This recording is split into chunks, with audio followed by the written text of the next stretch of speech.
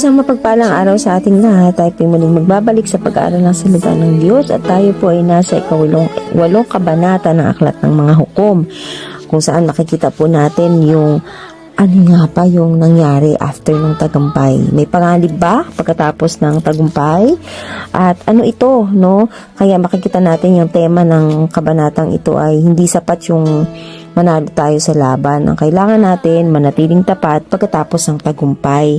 No, itong kabanatang ito po ay continuation ng nangyari doon sa chapter 7, no? At makikita natin, minsan mas delikado ang puso pagkatapos ng tagumpay kaysa sa panahon ng pagsubok. Kaya, bago po tayo magpatuloy, tayo muna ay dumulog sa isang panalangin. Ama naming Diyos na makapangyarihan, samahan niyo po kami minsan pa sa pag-aaral ng iyong salita, Lord, at sa bawat mensahe na aming matututunan. Dalangin namin, Lord, na ito ay tumimo sa aming mga puso at ang aming maging lakas para maging mas malapit sa iyo. Salamat, Lord. We give you glory in Jesus' name. Amen. So, sabi sa verse 1, pagkatapos pumunta kay Gideon ang mga kalalakihan ng Ephraim, bakit mo kami ginanito? Bakit hindi mo kami tinawag bago ninyo lusubin ng mga Midianita? Pagalit nilang tanong. Ang nagawa ko ay hindi maipapantay sa nagawa ninyo. Ang maliit ninyong nagawa ay higit pa sa nagawa ng angkan namin, sagot ni Gideon. Niloob ng Diyos na sa inyong mga kamay mahulog ang dalawang pinunong Midianitang sina Oreb at Zeeb. Alin sa mga nagawa ko ang maipapantay riyan? Nang marinig nila ito, napawi ang kanilang galit. Ayan, so, ang ganda, no? Ang ganda lang talaga kung paano nag-response si Gideon, no? Sa mga tao na nagko-question sa kanya. Ano po?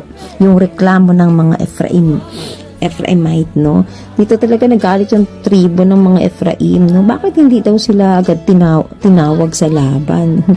Alam niyo po, ito yung revelasyon ng pusong may inggit, no? Pusong may pride, at pusong gusto ng recognition, no? Subalit makikita natin sa sagot ni Gideon dito yung mahinahon, no? Mapagpakumbaba. Hindi siya nakipag-away. Sa halip, pinuri niya pa ang mga Ephraim, no? Mga taga-Ephraim. Kaya dito makikita natin yung aral dito kung paano tumugon si Gideon, no, sa mga question ng kanyang mga kapatid, no, sa lipi ni Ephraim ay hindi sa laban ng espada, no, kundi yung laban na to sa kanya is hindi niya nilabanan ng espada, no, kundi sa mahinahon na pananalita, mahinahon na sagot. Kaya nga sabi talaga ng Proverbs 15:1 a gentle answer turns away anger, but a harsh word stirs up wrath. Kumbaga talaga sa pamagitan ng mahinahon na tugon, no, napapawi yung galit. Ayan. Kaya naman talaga sa ating ministry, sa ating trabaho, maging sa ating pamilya, may mga tao na sumasali lang sila sa huli para makuha yung credit, no, yung recognition. Tapos sila yung mga tao na napakadali talagang ma-offend. Kaya ikaw bilang tunay na leader, tayo bilang tunay na leader, dapat marunong tayo de-escalate, no? Hindi tayo nagpapalala ng sitwasyon, kundi dapat tayo ay nagbabalanse nito upang mas mag-subside yung mga galit o yung mga hindi magagandang mga motibo sa atin, hindi sila magtagumpay sa mga pangit nilang motibo. Kasi the way sa pagsasalita ng tao na-reveal yung totoong laman ng kanyang puso. For si Gideon at ang 300 niyang tauhan ay nakatawid na sa ilog Jordan. Pagod na sila, ngunit patuloy pa rin nilang hinahabol ang mga Midianita.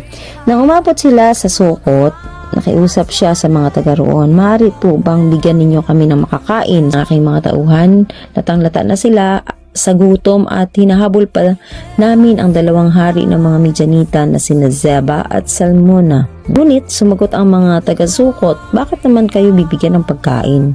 Hindi pa naman ninyo nabibihag sina Zeba at Salmona. Dahil dito sinabi ni Gideon, kayo ang bahala. Kapag nahuli na namin sina Zeba at Zalmona, hahagupitin ko kayo ng latigong tingnik na mula sa halamang disyerto. Pagkasabi nito ay nagtuloy sila sa Penuel at doon humingi ng pagkain, ngunit ang sagot ng mga taga roon ay tulad din ng sagot ng mga taga-Sukot.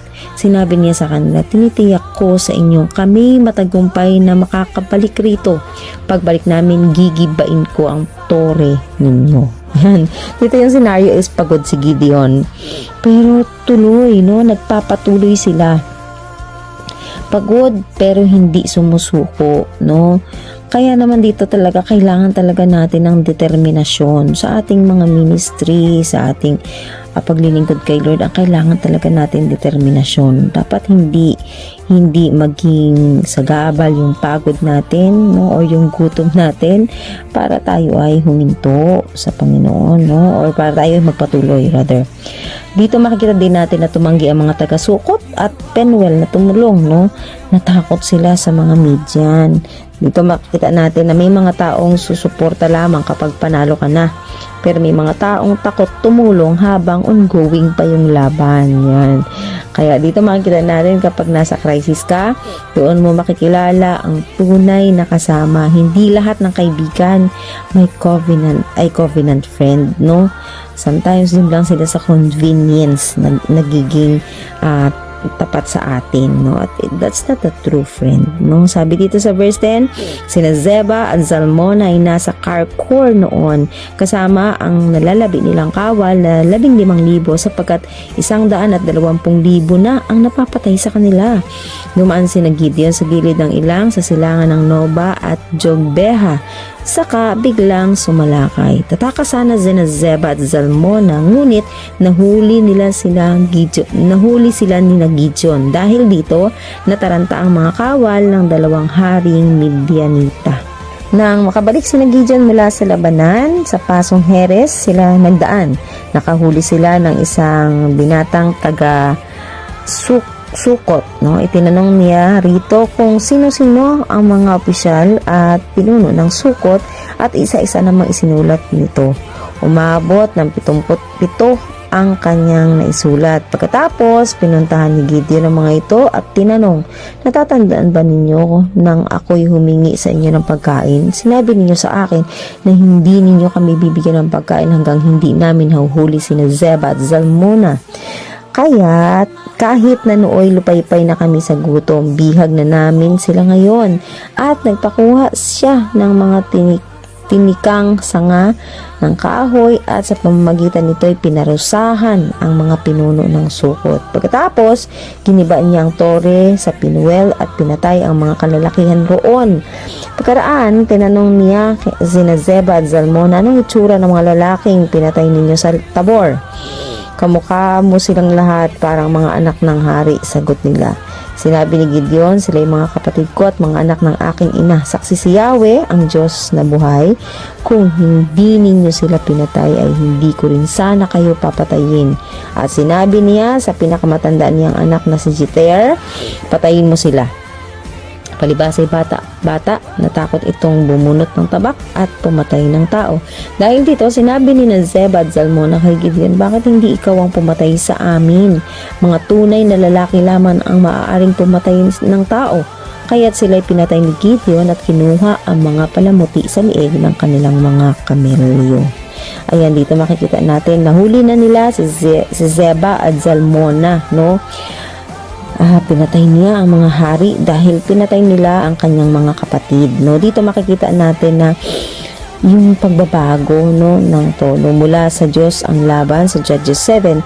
Ngayon parang personal na ang motibo kasi makikita natin na kaya niya papatayin yung mga hari dahil pinatay nito ang kanyang mga kapatid, no?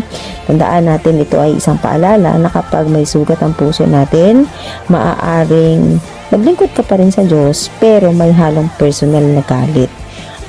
Paano ba natin ito makikita sa panahon natin ngayon na parang ginagamit natin minsan yung ating posisyon, yung ministry natin para sa personal nating agenda. Ano po? At hindi po yan nakakalugod sa ating Panginoon. Nakita rin natin pagkamatay ni Gideon, no? Bumalik ang Israelita sa pagsamba ng Baal, no? Nakalimutan nila yung Diyos, nakalimutan nila yung pamilya ni Gideon. Ito yung malungkot na pagtatapos, no, ng buhay ni Gideon, no? Isang henerasyon lang ang naging tapat, no? Yung sumunod na henerasyon, wala na. No, ano ba yung legacy na iiwanan natin?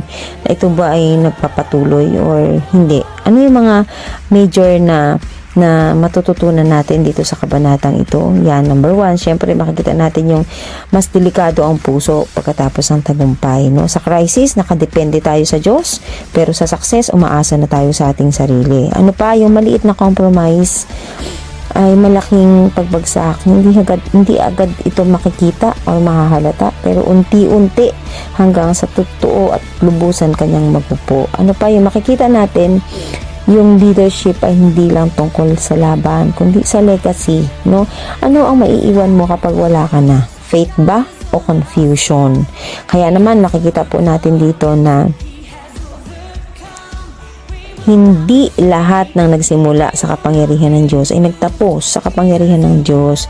Ang tunay na tagumpay ay hindi sa laban, kundi sa pagtatapos ng buhay na may katapatan sa Panginoon. Sana po may natutunan tayo sa ating pagbabahagi ng salita ng Panginoon muli. Pagpalain tayo ng ating Panginoon at tanging kay Jesus lamang ang papuri.